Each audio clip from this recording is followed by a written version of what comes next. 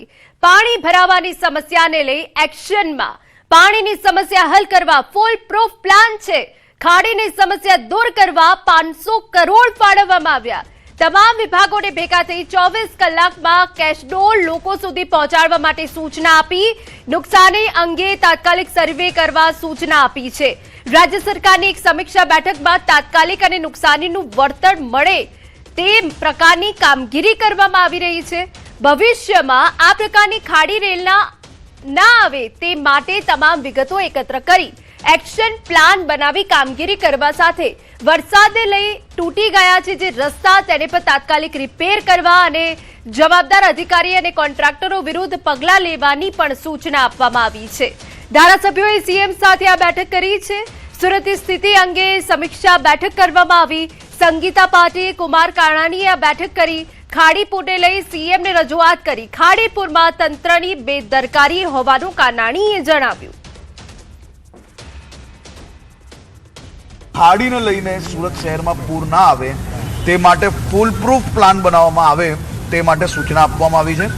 500 કરોડ રૂપિયાનું આજે એમને ખાસ કરીને ખાડી માટે 500 કરોડ રૂપિયા આખી જેને રીડેવલપમેન્ટ કરવાની છે, ઊંડાણ કરવાનું છે, આસપાસમાં જો કોઈ ઇલીગલ એન્ક્રોચમેન્ટ હોય તો એને નિકાલવામાં આવે તે માટે બી સૂચના આપવામાં આવી છે। અને સાથે સાથે કાલે સાંજ સુધી તમામ વિભાગોએ ખાલી જિલ્લા પ્રશાસન એકલા જો કામગીરી કરશે તો કેશડોલ પહોંચાડતા 2-4-5 દિવસ આજે સૂચના આપવામાં આવી વિભાગો સાથે મળીને કામગીરી કરે અને કાલ સાંજ સુધી કેશડોલ ઉપરવાસનું આવે છે અને ઉપરવાસથી ડાયવર્ટ કરી શકાય કે કેમ એના માટેની મેં પણ વાત કરી છે।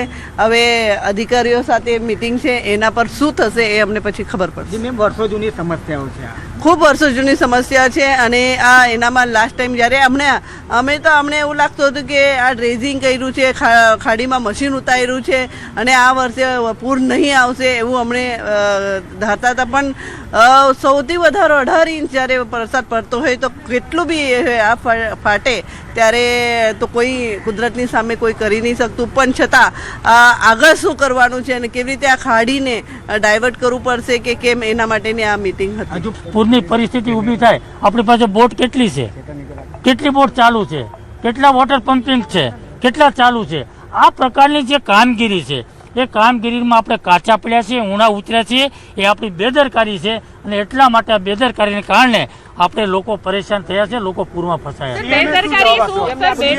સીએમએ મેયરશ્રીને અને સેન્ડિંગના ચેરમેનશ્રીને સૂચના આપી છે કે જે કોઈ બેદરકારી હોય એ બેદરકારી જે કોઈ અધિકારીની હોય કે જે તંત્રની હોય એની સામે કાયદેસરની કાર્યવાહી કરો અને આગોતરા આયોજન માટે આપણું કામ કરવું જોઈએ અને ફરીવાર પરિસ્થિતિ આવું નિર્માણ ન થાય એનું આયોજન વહીવટી તંત્ર કરે એની ઉપર આપણી નજર હોવી જોઈએ। સુરતમાં પાણી ઓસર્યા બાદ સામે આવ્યા તારાજીના દ્રશ્યો। 2 દિવસના વરસાદથી પોદાર માર્કેટે કરોડોનો ફટકો। 200 થી વધુ દુકાનોમાં ભારે નુકસાન। સતત 2 દિવસ પડેલા વરસાદ બાદ પોદાર માર્કેટમાં 1.5 માળ સુધી પાણી ભરાતા 200 થી વધુ દુકાનો પ્રભાવિત થઈ। વેપારીઓના જણાવ્યા મુજબ અંદાજે 250 કરોડ જેટલું નુકસાન થયું હોવાનો દાવો કરવામાં આવ્યો। વેપારીઓનો આક્ષેપ છે કે જાણ કરવા છતાં એસએમસીના કોઈ અધિકારીએ યોગ્ય પ્રતિસાદ આપ્યો નહીં। પાણી કાઢવાની જવાબદારી વેપારીઓ પર જ છોડી દેવામાં આવી। સ્થાનિક ધારાસભ્ય, કોર્પોરેટર કે અન્ય કોઈ જવાબદાર અધિકારી મદદે ન પહોંચ્યાનો પણ વેપારીઓએ આક્ષેપ કર્યો। હાલ એક દુકાનમાં લાખો રૂપિયાનું નુકસાન સામે આવી રહ્યું છે, કારણે વેપારીઓમાં ભારે રોષ જોવા મળી રહ્યો છે।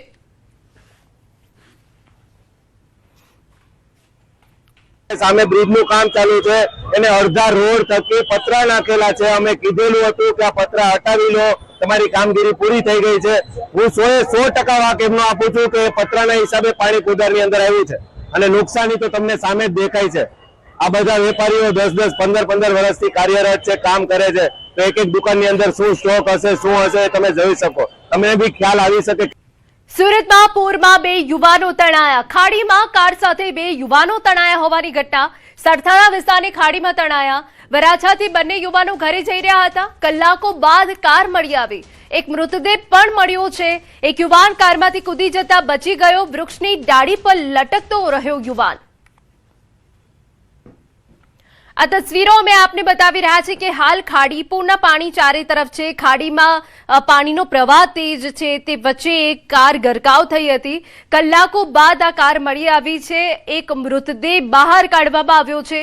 સુરતમાં પૂરમાં 2 યુવાનો તણાયા છે. એક યુવકનો જીવ બચી ગયો છે.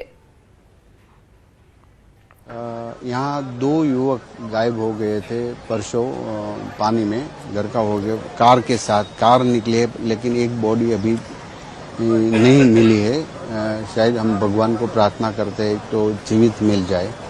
एक डेड बॉडी अभी आगे निकाला है फायर ब्रिगेड ने. अभी पीएम करके घर वालों के साथ रहकर उसकी क्रिया करेंगे. बस 2 में से एक मिला, एक जीवंत मिले, ऐसी हम प्रार्थना कर रहे हैं.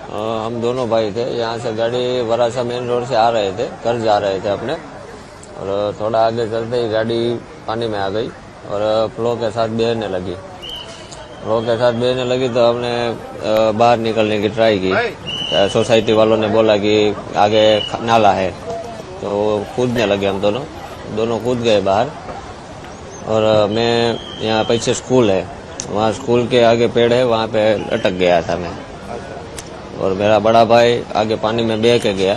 और वो हमें कंफर्मेशन नहीं था कि भाई गाड़ी में से है या बह गया है, इसलिए गाड़ी निकाली और गाड़ी में देखा गाड़ी में नहीं है. अभी आगे देखेंगे. तो रात को हमने सर्च किया था, मगर उस टाइम पे पानी खूब ज्यादा था.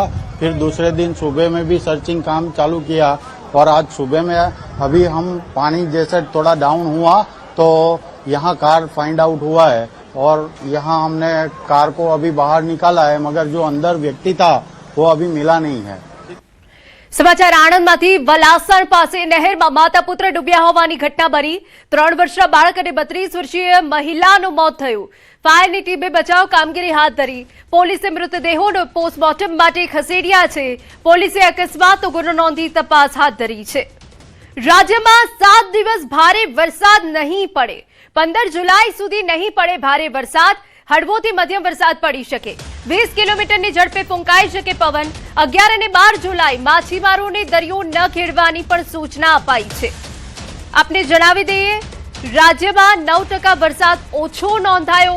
રાજ્યમાં સિઝનનો 6.48 ઇંચ વરસાદ થયો છે. સામાન્ય રીતે 7.12 ઇંચ પડે છે વરસાદ.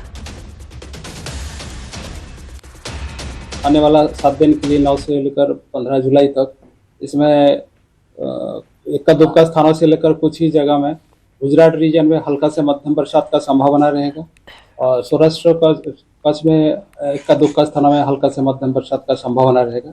आज कोई भारी बरसात का पूर्वानुमान नहीं दिया गया है. अगले 7 दिन के लिए 9 से लेकर 15 जुलाई तक कोई भारी बरसात का संभावना नहीं दिया गया है. आज अभी तक राज्यों में जो बारिश हुआ है 162.5 mm बारिश हुआ है, जो सामान्य बारिश का स्थिति होना चाहिए था 178.7 mm, जो माइनस. સમાચારમાં વાત હવે દ્વારકાને કરીએ તો સલાયાનું મહેબૂબે બુખારી વહાણ મધદરિયે ડૂબ્યું હોવાની વિગતો છે. 2 ખલાસીઓના મોત થયા છે. 12 ખલાસીઓને બચાવી લેવાયા છે. ખરાબ હવામાનથી વહાણના બંને એન્જિન ફેલ થયા. ભારે પવન અને ઊંચા મોજા વચ્ચે ફસાતા અકસ્માત થયો છે. સલાયા બંદરથી ઓમાન તરફ જઈ રહ્યું હતું વહાણ. સલાયા સહિત સમગ્ર દરિયાકાંઠે શોકની લાગણી.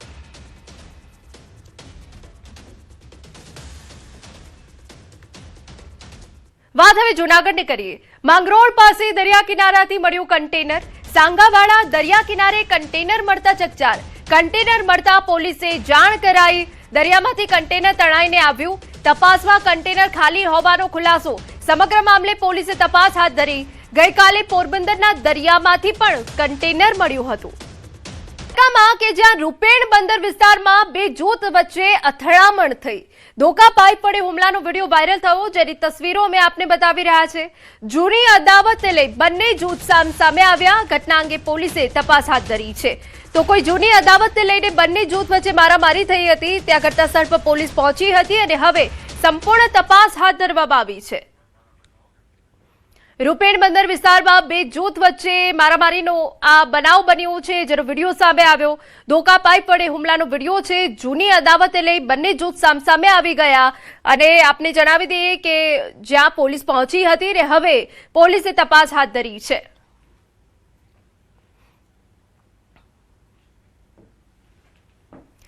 સમાચાર વડોદરામાંથી બે કોર્પોરેટર વચ્ચે ઉગ્ર બોલાચાલી થઈ છે. વોર્ડ નંબર 14માં ભાજપ કોંગ્રેસના કાઉન્સિલરો સામસામે આવી ગયા.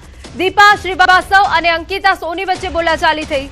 નાગરિકોના કામને લઈ બંને પક્ષ આમને સામને આવ્યા. પાલિકાનું વેક્યુમ મશીન કોણ પહેલા લઈ જશે તે મુદ્દે વિવાદ થયો. ઘટના સ્થળે થોડા સમય પહેલા માટે તણાવ સર્જાયો. સ્થાનિકોએ મામલો શાંત પાડવાનો પ્રયાસ કર્યો.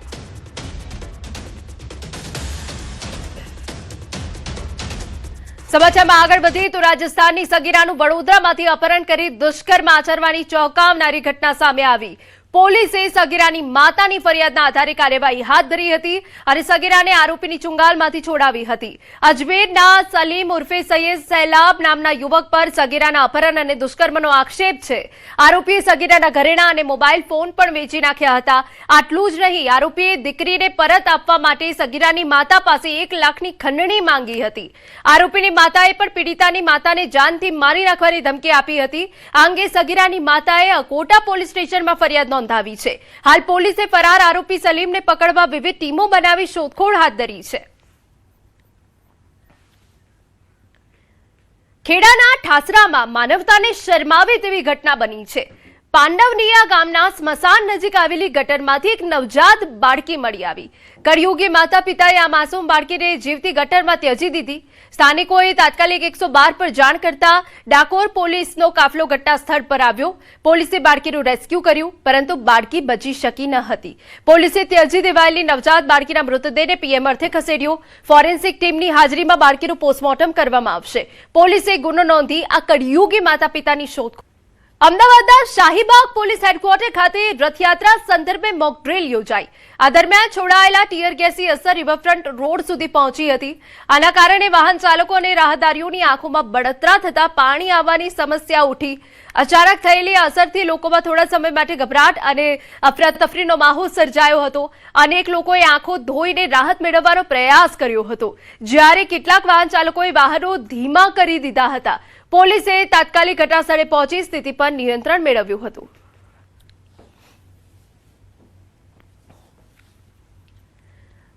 સમાચાર અરવલ્લીમાંથી. મોડાસાના કોલેજ છાપરા વિસ્તારમાં ડિમોલિશન.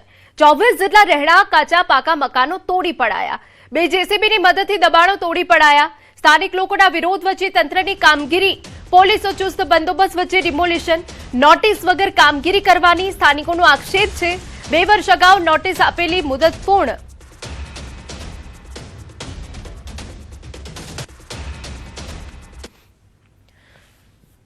તો નોટિસ વગર કામગીરી કરવાની સ્થાનિકોનો આક્ષેપ સામે આવ્યો છે. મોડાસાના કોલેજ છાપરા વિસ્તારમાં ડિમોલિશન થયું છે કે જ્યાં સ્થાનિકોમાં રોષ છે.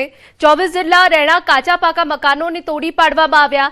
2 જેસીબીની મદદથી દબાણો તોડી પાડવામાં આવ્યા, પરંતુ લોકોને કોઈ નોટિસ આપવામાં નથી આવી તેવો આક્ષેપ કરી રહ્યા છે. સ્થાનિક લોકોના વિરોધ વચ્ચે તંત્રએ કામગીરી કરી. 6 ફૂટનો રોડ માંગતા હતા ને હવે 6 ફૂટ અમારા ઘર તોડો છે. અમે બાલ બચ્ચા લઈને કઈ જઈએ બાલ બચ્ચા લઈને? અમારે કોઈ સહારો બી નથી. અમને કોઈ નોટિસ નથી મળી, કોઈ ચીજની. અમને ચોમાસું છે, હમણાં ગરીબ છીએ, નથી ખાવાના પૈસા, નથી ઊંઘવાના પૈસા. હમણાં ઘર બાર તૂટી જાય તમે ક્યાં જશું? 2011માં એમને જે નોટિસ આપે છે ત્યારે સ્પષ્ટ વાત કરે છે કે 6 મીટરની દબાણની પ્રક્રિયા જે છે એટલું તમે દબાણ હટાવી દો. પણ જયારે 2023માં જયારે નોટિસ આપે છે ત્યારે એમની મનસુબી પ્રમાણે તંત્ર એને નોટિસ આપે છે અને એમાં કોઈ 6 મીટરનો ઉલ્લેખ કરતા નથી, કોઈ પણ મીટરનો ઉલ્લેખ કરતા નથી. આજે 18 મીટરના નાજા હેઠળ અને જયારે દબાણ તોડવા આવ્યા છે ત્યારે એ ગેરકાનૂની છે. અમારી માંગણી સ્પષ્ટ છે કે 2011માં જે એમને નોટિસ આપી છે 6 મીટરની, એ 6 મીટરની મર્યાદામાં જે દબાણ આવતું હોય તોડવું જોઈએ. નોટિસનો પીરિયડ પૂરો થઈ ગયો છે, એટલે નોટિસ પીરિયડ પૂરો થયા પછી આખરે 2 વર્ષથી આ જૂનો મુદ્દો છે. 2 વર્ષ જૂના મુદ્દામાં વૈકલ્પિક વ્યવસ્થા કરવાની જવાબદારી એમની પોતાની છે. એમાં તંત્રની એમાં કોઈ જવાબદારી રહેતી નથી. સમાચાર અમદાવાદમાંથી. મોટેરામાં મેગા ડિમોલિશન કરાયું. જનપથ 3 રસ્તાથી સ્ટેડિયમ તરફના રોડ વિસ્તરણ માટે દબાણો હટાવાયા. આરડીપી મુજબ એએમસી દ્વારા સાબરમતી બોર્ડમાં મેગા રોડ વાઇન્ડિંગ પ્રોજેક્ટને ગતિ અપાઈ છે. આ કામગીરી હેઠળ હાલનો 18 મીટર પહોળો ટીપી રોડ હવે 61 મીટર પહોળો કરવામાં આવશે. પ્રથમ તબક્કામાં 50 જેટલી મિલકતોનું ડિમોલિશન કરાયું. આ તમામ મિલકત ધારકોને અગાઉથી જ નોટિસ અને સમય આપવામાં આવ્યા હતા. હાલ સાબરમતી પોલીસના ચુસ્ત બંદોબસ્ત વચ્ચે ડિમોલિશનની કામગીરી કરાઈ.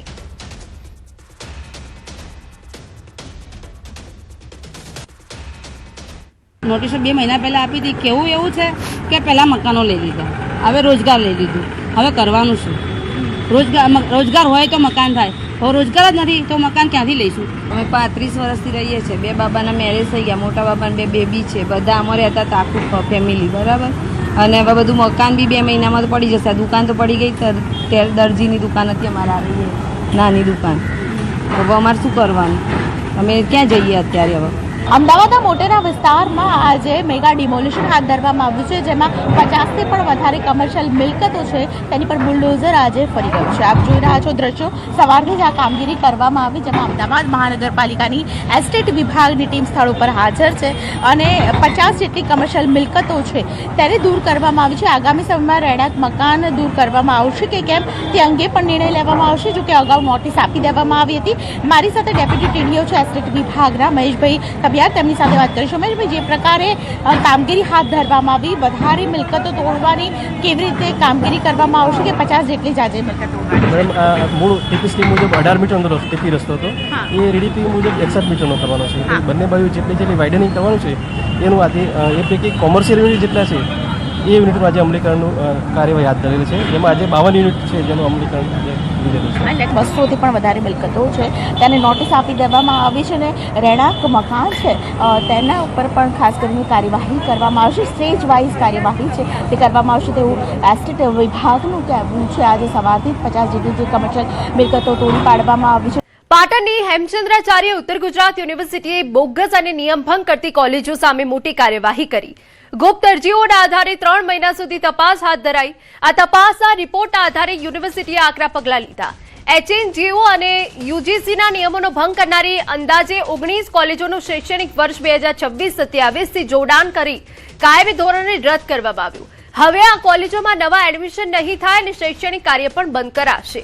સાથે હાલ અભ્યાસ કરતા વિદ્યાર્થીઓને નજીકની માન્ય કોલેજોમાં પ્રવેશ આપવાની પ્રક્રિયા યુનિવર્સિટીએ શરૂ કરી છે. આ રિપોર્ટ છે એના અનુસંધાને આવી કોલેજો છે એમને બંધ કરવાનો નિર્ણય છે એ લેવામાં આવેલો. લગભગ મારું મને છે 6 ટ્રસ્ટ છે, એમની જુદી જુદી 19 કોલેજો છે. આ વર્ષ માટે એટલે કે 26-27 માટે એમને આપણે પ્રવેશ ફાળવેલા નથી. બીએડ અને નર્સિંગ હોય, કદાચ કોઈની નર્સિંગ નથી એમ, પણ બીએડ હોય કે એમએડ હોય, જે 2 વર્ષનો અભ્યાસક્રમ છે એ જ માત્ર આ વર્ષે ચાલુ રાખી શકે છે. સમાચાર અમદાવાદમાંથી CMA ફાઉન્ડેશન જૂન 2026 પરીક્ષાનું પરિણામ જાહેર થયું. 222 વિદ્યાર્થીઓએ પરીક્ષા આપી હતી, જેમાં 182 વિદ્યાર્થીઓ પાસ થયા. અમદાવાદનું 82% પરિણામ આવ્યું. છેલ્લા 5 વર્ષમાં CMAનું અમદાવાદમાં સૌથી વધુ પરિણામ છે. કલોલના મનોજ પટેલે મેળવ્યો ઓલ ઇન્ડિયામાં 9મો રેન્ક. જીનલ રામ અમદાવાદમાં 2જા ક્રમે, યુગ વડલિયા 3જા ક્રમે.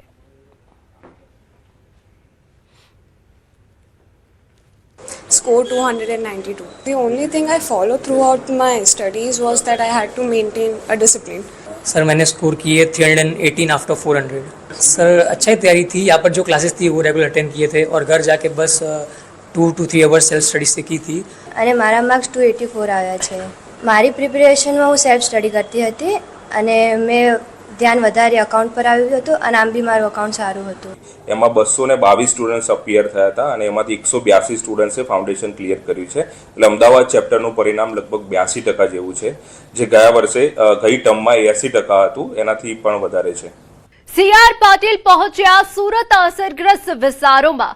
ભટાર રોડ સ્થિત આઝાદનગરની મુલાકાતે રસુલાબાદ વિસ્તારની મુલાકાત લીધી હોવાની વિગતો છે અને સ્થાનિક પરિવારો સાથે રૂબરૂ સંવાદ કર્યો, જેની તસવીરો સામે આવી. સ્થાનિકોની રજૂઆત સાંભળી તંત્રને પ્રમાણે સૂચના આપી છે. વહીવટી તંત્રને તાત્કાલિક સફાઈ કરવા સૂચના અપાઈ. અસરગ્રસ્ત પરિવારો સુધી જરૂરી સહાય ઝડપથી પહોંચે તે માટે જરૂરી સૂચનાઓ આપવામાં આવી છે.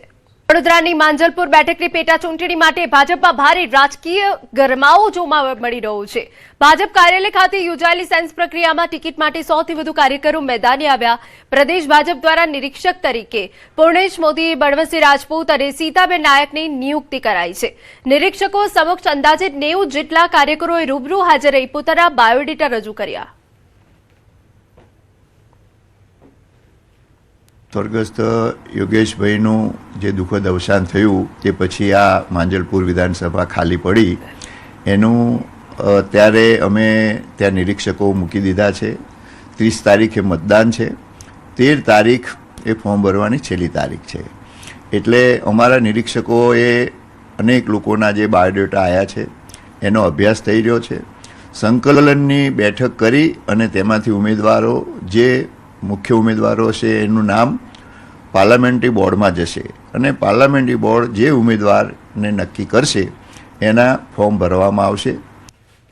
જામનગરમાં કોંગ્રેસની સમીક્ષા બેઠક યોજાઈ. શહેરના ધીરુભાઈ અંબાણી વાણિજ્ય ભવન ખાતે કોંગ્રેસી બેઠકનું આયોજન થયું. બેઠકમાં કોંગ્રેસના પ્રદેશ પ્રમુખ અમિત ચાવડા, મુકુલ વાસનિક, ભરતસિંહ સોલંકી અને તુષાર ચૌધરી સહિતના નેતાઓ ઉપસ્થિત રહ્યા. સ્થાનિક સ્વરાજ્યની ચૂંટણી બાદ હવે વિધાનસભાની ચૂંટણી પહેલા કોંગ્રેસે સમીક્ષા હાથ ધરી.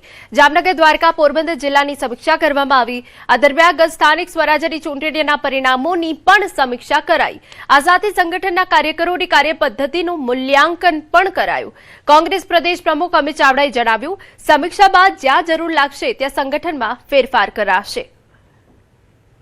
ચૂંટણીના પરિણામોની પણ સમીક્ષા કરીએ છીએ, સંગઠનની પણ સમીક્ષા કરીએ છીએ. સંગઠનમાં જ્યાં નિષ્ક્રિયતા છે, જ્યાં ચૂક થઈ છે, જ્યાં જેણે જવાબદારી નિભાવવામાં કંઈક પીછેહટ કરીએ છે, એવી જગ્યાએ સંગઠનની પણ સમીક્ષા કરીને એમાં સુધારો થશે, ફેરબદલ પણ થશે. અમદાવાદમાં વરસાદ બાદ રોડ બિસ્માર બન્યા. થલતેજ વિસ્તારમાં રોડની હાલત ખરાબ. થલતેજ મેટ્રો સ્ટેશન સામે રોડ બેસી જવાના દ્રશ્યો. મુક્તિ મંગલ સોસાયટી બહાર રોડ પર મોટા ખાડા પડ્યા. મેટ્રો સ્ટેશનથી ન્યુયોર્ક ટાવર સુધી ખાડાઓનું સામ્રાજ્ય. રોડ બેસી જતા વાહન ચાલકોને હાલાકી. સ્થાનિકોમાં તાત્કાલિક સમારકામની માંગ. અકસ્માતની આશંકા વચ્ચે તંત્ર સામે સવાલ. જીઓ ટીવી એપ પર ધમાકેદાર ઓફર. જીઓ માત્ર 55માં તમારા ફોન પર લાવી રહ્યું છે 1000 થી વધુ લાઈવ ટીવી ચેનલ્સ. 30 દિવસની વેલિડિટી સાથે એન્ટરટેનમેન્ટ ઓનલી પેક લોન્ચ કર્યું. હવે જીઓ ટીવી એપ પર પ્રસારિત થઈ રહ્યો છે મનોરંજનનો મોટો ખજાનો. GOA 55નું Jio TV pro pack રજૂ કર્યું. આ 30 દિવસનું એક પેક છે. જીઓ ટીવી મોબાઈલ એપના માધ્યમથી 1000 થી વધુ લાઈવ ટીવી ચેનલ્સ સીધા તમારા ખિસ્સામાં એટલે કે મોબાઈલમાં લાવી દે છે. 16 થી વધુ ભાષાઓમાં 1000 થી વધુ ચેનલ્સ, જેમાં 150 થી વધુ પ્રીમિયમ ચેનલ સામેલ છે. આ ઓફરનો લાભ લેવા માટે ₹55ના પેકથી રિચાર્જ કરો. જીઓ ટીવી એપ ખોલો, તમારા જીઓ નંબર સાથે લોગિન કરો અને જોવાનું શરૂ કરો. આના માટે કોઈ અલગ એક્ટિવેશન પ્રક્રિયાની જરૂર નથી અને તમારો રિચાર્જ સફળ થતાની સાથે જ પ્રીમિયમ ચેનલ્સ ઉપલબ્ધ થઈ જશે. આ પેક જીઓ ટીવી એપ એક મોબાઈલ ડિવાઇસ પર કામ કરે છે અને તે પ્રીપેડ તેમજ પોસ્ટપેડ બંને ગ્રાહકો માટે ઉપલબ્ધ છે.